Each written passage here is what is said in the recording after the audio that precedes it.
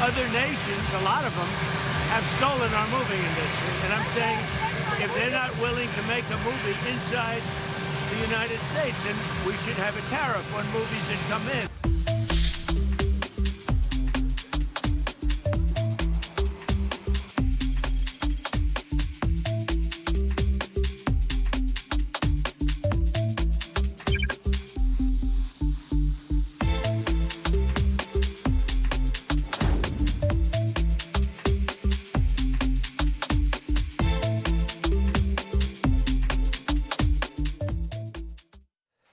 트럼프 미국 대통령이 외국에서 촬영한 영화에 대해서 100% 관세를 매기겠다 이렇게 발표했다가 하루 만에 발을 빼는 등 관세 충격이 여전히 세계를 혼란스럽게 하고 있습니다. 이런 가운데 강대강으로 치닫던 미국과 중국이 드디어 이번 주에 고위급 협상을 열 걸로 알려졌습니다. 글로벌 관세 전쟁 해결의 실마리를 찾을 수 있을까요? 자, 그런가 하면 연휴 사이에 원달러 환율이 급락해서 한때 1,380원까지 떨어지는 일도 있었습니다. 대체 무슨 일이 있었던 걸까요? 관련 내용 서강대학교 경제학과 허준영 교수와 함께 자세히 짚어보겠습니다. 교수님 어서 오세요. 안녕하세요. 네, 우선 환율 얘기부터 해보죠. 우리 환율 다락같이 올라가지고 1,500원대 간다 이런 말까지 있었는데 갑자기 1,300원대 후반으로 떨어졌네요. 네, 떨어졌다가 이제 방금 전에 체크해 보니까 오늘 1.45% 올라서 1,402원으로 다시 올라오긴 했더라고요. 근데 저희가 4월 29일쯤에 1,437원 이후로 지금 지속적인 하락의 모습이고요. 네. 가장 많이 튀었을 때가 최근에 저희 4월 2일 날 상호관세 나왔었잖아요. 그렇죠. 네, 상호관세 나오고 나서 4월 9일 날 1,484원 지금 나오네요. 여기까지 났다가 4월 10일 날 상호관세 90일간 유예하겠다. 그래서 쭉 떨어진 이후로 지금 다시 빠지고 있는 그런 상황입니다. 자, 왜 갑자기 달러가 이렇게 싸진 겁니까?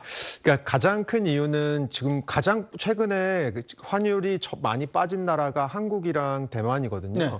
근데 대만에 대해서 최근에 미국이 관세 협상 들어갔는데 대만에 대해서 조금 환율 얘기를 하기 시작했어요. 그래서 지금 시장에서는 대만의 이 외환 당국이 대만 그 달러, 타이완 달러가 강세가 되는 것을 아마 막지 못할 것이다. 용인해야 될 것이다. 왜냐하면 미국이 계속해서 얘기하는 건 야, 너네 이렇게 환율이 너네 이렇게 약해갖고 우리가 자꾸 수출 경쟁력에 있어서 손해를 보니까 너네 이거 환율 좀 어떻게 좀 해봐. 이런 식의 얘기들을 하고 있다라고 지금 시장에서 보고 있거든요. 네.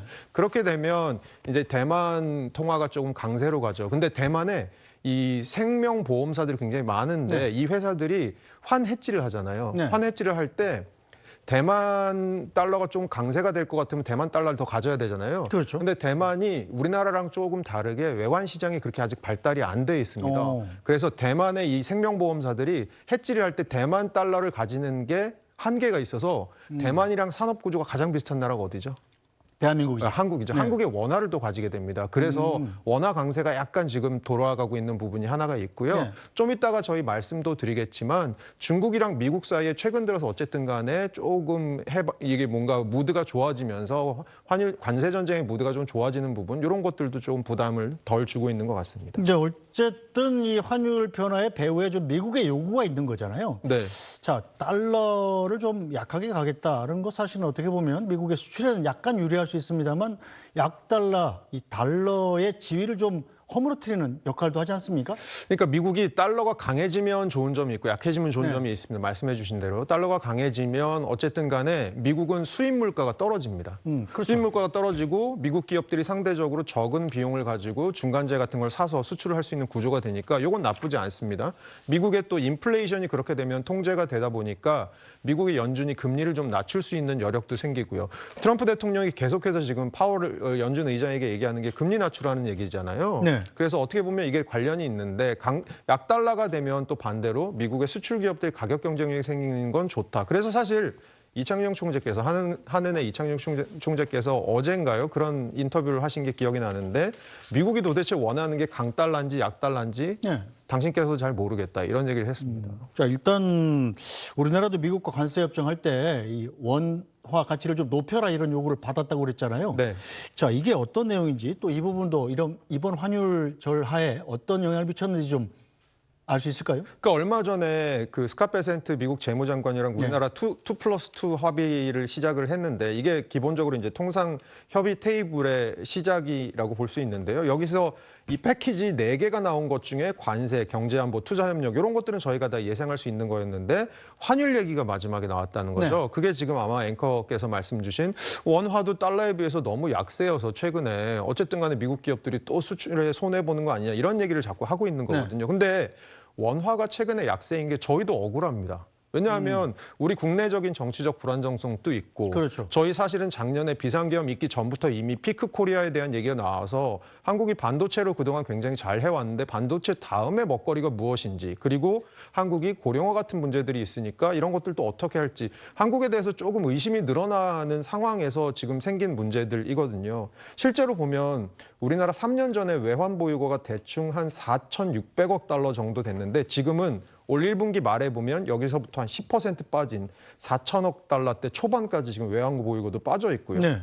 저희 국내 경기 안 좋다고 해서 한국은행이 계속 통화정책에서 지금 금리를 낮춰야 되는데 못 낮추고 있는 이유 중에 하나가 결국은 환율의 불안이거든요. 네. 저희 입장에서도 억울한 게 굉장히 많은데 미국 입장에서는 다른 거 다 모르겠고 결과적으로 너네 환율이 너무 지금 높아서 문제야라고 얘기하고 있는 그런 부분인 것 같습니다. 자, 그렇다면 지금 가장 궁금한 게 지금 1,300원대 후반, 1,400원대 초반에서 이 원화 가치가 결정이 돼 있는데 이게 계속할지 아니면 더 오를지 더 내릴지입니다. 어떻게 예상하십니까? 지금 저희 주식시장이랑 환율시장의 공통적인 세 글자가 뭐냐면 네. 선반영입니다. 네. 그럼 지금 뭐가 환율 시장에 선반영돼 있냐 하면 미국이 대만에 대해서 환율에 대한 절상 압력을 시작했다 혹은 시작할 것이다라는 것에 대한 선반영이 하나 있고 또 하나는 중국과 미국 사이에 미국과 중국 사이에 관세 전쟁이 조금 더 좀 마일드한 무드로 넘어갈 것이다라는 게 또 하나 있는 거거든요. 근데 이게 만약에 시장의 예상대로 시나리오가 흘러가지 않게 되면 환율은 다시 튈 수 있는 가능성이 저는 언제든지 있다고 생각을 하고요.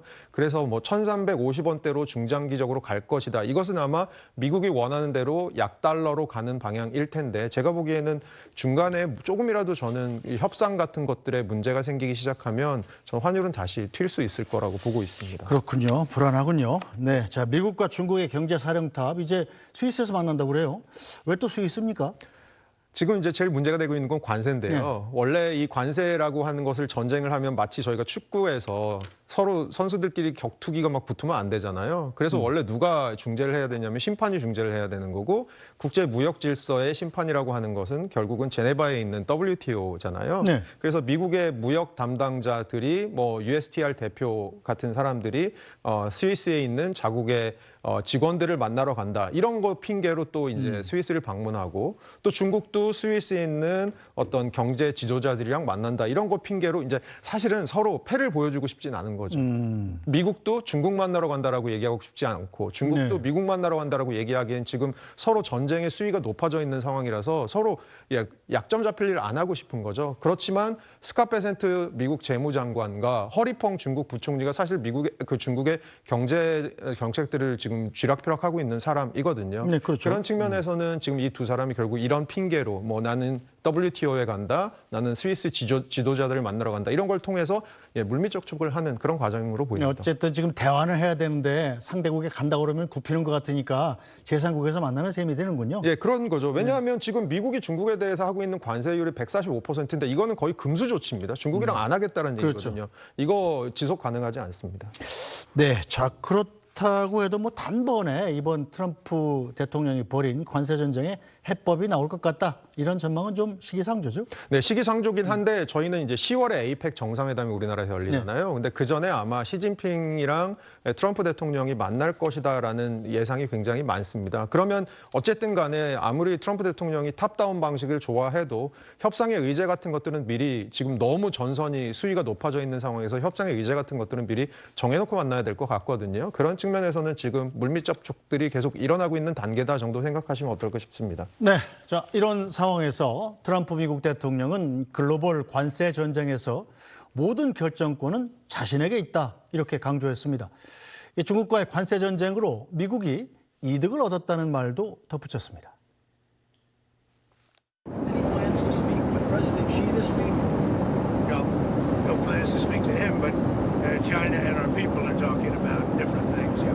So country, almost without fail, friend and foe, has been ripping us off for years.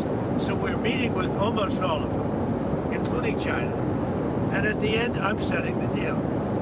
They keep saying, when are you going to, this is not like a big deal that's going to be signed. In some cases, we'll sign. But we don't have to have signed. I'm going to be setting the deal. I'll be setting a tariff. Now we're not dealing with China at all because the tariff's so high that they basically can't deal.